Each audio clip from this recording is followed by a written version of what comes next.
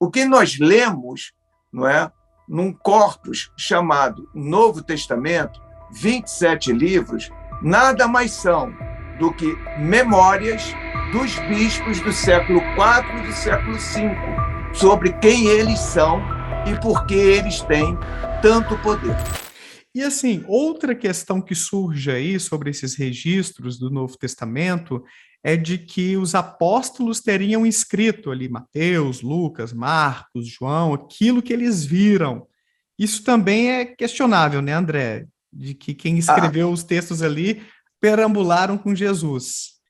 Na verdade, nós não temos, dos textos escritos dessa extensa literatura, nenhum desses autores foi testemunha ocular de Jesus. Nenhum. Então, nós nos referimos a Marcos, a Mateus, a Lucas, a João, mas todas essas autorias, sem exceção, todas essas autorias foram atribuições dadas no século II. Então, nenhuma autoria, né? Esses textos são anônimos, as autorias foram atribuições do século II. E isso é interessante, porque não são quaisquer nomes ali, né? Então, nós temos Mateus e João como sendo atribuições a discípulos diretos de Jesus, e Marcos e Lucas como atribuições a discípulos, que, no caso de Marcos, pode variar se de Paulo ou de Pedro, e Lucas sendo um discípulo de Paulo.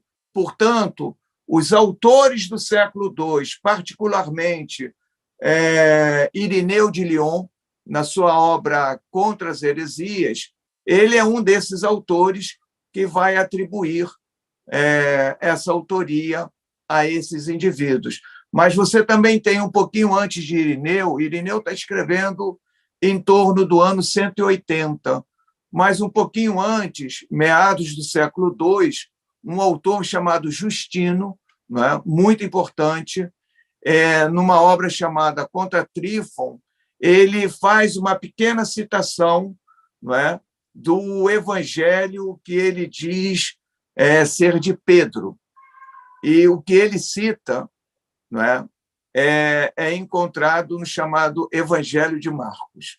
Então, não há dúvida, não é, esses textos são anônimos, mas isso não os torna menos importantes pelo fato de serem anônimos, porque nós temos uma quantidade absurdamente grande de literaturas que nós chamamos de pseudoi, não é? Que são atribuições falsas a um conjunto gigantesco de autores. Isso vem desde o mundo antigo grego e também passando pelo mundo latino. Outra questão sobre isso aí, muito interessante que você está falando, que são anônimos, a gente então não sabe quem escreveu, mas a gente tem uma ideia de que eles não foram escritos de forma contemporânea aos acontecimentos, à medida que Jesus ia ali supostamente fazendo seus milagres, soltando as suas parábolas, estava a gente ali fazendo nota de rodapé, aliás, né, escrevendo ali imediatamente após os acontecimentos. Tem uma lacuna temporal, não é, André, entre os acontecimentos ou supostos acontecimentos e quem foi lá e escreveu depois. Fala um pouquinho dessa lacuna. Você já falou, deu o exemplo das cartas de Paulo, cerca de 20 anos depois, e foram cristãos, foram pessoas que queriam, digamos assim, não deixar perder todas essas memórias, esses relatos, e no final das contas era um pouco do telefone sem fio. Pessoas iam passando umas para as outras o que teriam visto ou ouvido, até chegar em alguém que, pô, vamos registrar isso aí. Fala um pouquinho desse processo para a gente. Eu conto, sim. Eu acho que até tem uma pequena deixa para começar explicando o seguinte: o que vem a ser esse Novo Testamento, não é? Ele não é um conjunto de textos produzidos no século I. Também ele não foi produzido no século II. Muito menos esses textos foram reunidos no século III. Ao contrário, não é? Essa ideia de um Novo Testamento ela começa a ser construída no momento em que a igreja, não é, que o cristianismo se torna uma religião lícita dentro do império. Então, começa a ser pensado no século IV, não é? E adentra, a partir de Teodósio, quando se torna a única religião lícita dentro de todo o império, todo o resto, todas as demais religiões são ilícitas, não podem existir à luz do dia, né? Com Teodósio. Então, o que seria o Novo Testamento, senão a memória, isso que é interessante, a memória dos bispos no século IV e V. Eles estão contando como, não é, esse movimento de Jesus, que ocorre na periferia da periferia do Império Romano, se torna império. Então, é uma memória que eles vão selecionar quais textos entram e quais textos ficam do lado de fora. Então, esse é um ponto decisivo. O que nós lemos, não é, num corpus chamado Novo Testamento, 27 livros, nada mais são do que memórias dos bispos do século IV e do século V, sobre quem eles são e por que eles têm tanto poder. Então, esse é o primeiro ponto. Um segundo dado relevante é que esses textos, esses evangelhos, não é? E cartas paulinas e apocalipses, eles precisam ser trabalhados, se a gente quer lê-los de forma correta, não na ordem comumente apresentada, não é? Evangelhos, Atos dos Apóstolos, cartas e depois o Apocalipse. Ao contrário, eles precisam entrar numa espécie de leitura cronológica dos textos mais próximos de Jesus aos textos mais afastados de Jesus. Para se ter uma ideia, o documento, como segunda epístola de Pedro, é datada entre 150 a 170 depois de Cristo, não é? E a imensa maioria do nosso público leitor cristão acredita estar lendo uma carta de Pedro, entende?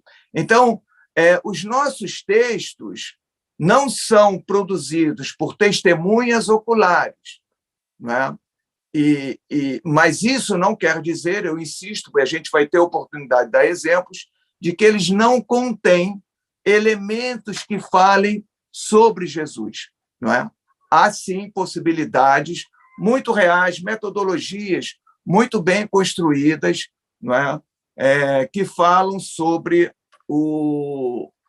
sobre Jesus.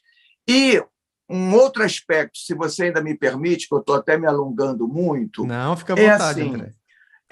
Essa ideia de telefone sem fio, né?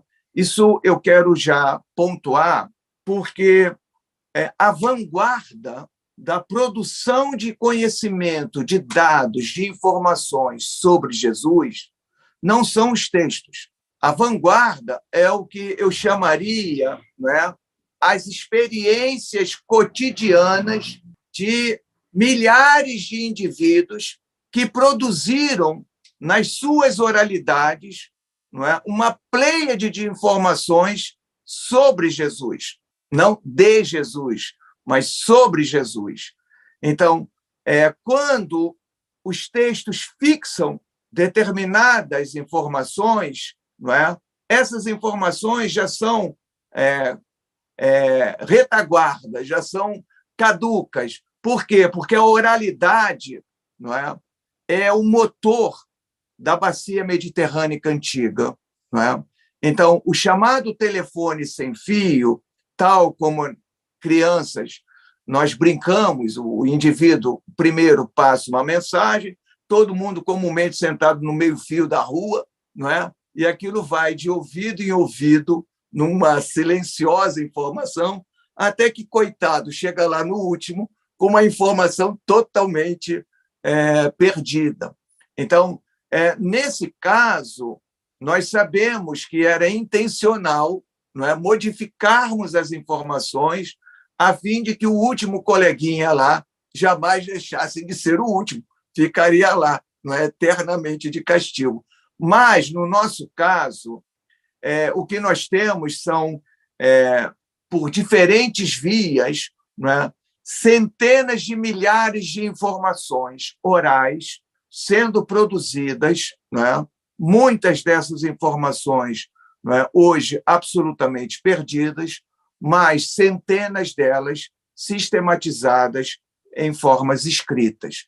Então, o que são os textos, o que são os evangelhos, por exemplo? Eles são constituídos, em parte, por tradições orais, em parte, por textos anteriores aos autores que escreveram e, em parte, com as suas próprias experiências, as experiências dos próprios autores.